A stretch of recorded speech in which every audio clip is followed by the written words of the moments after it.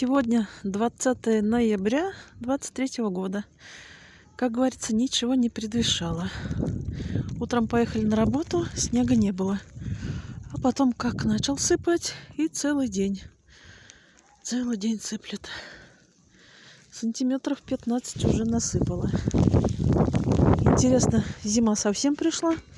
Или это ее предварительный такой визит?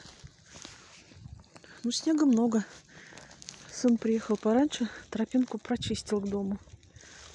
Вижу, ветер, метель. На крыше снег уже лежит. Сейчас вот повернусь, вон, смотрите, снег как метет. И обещают на всю неделю такой снег.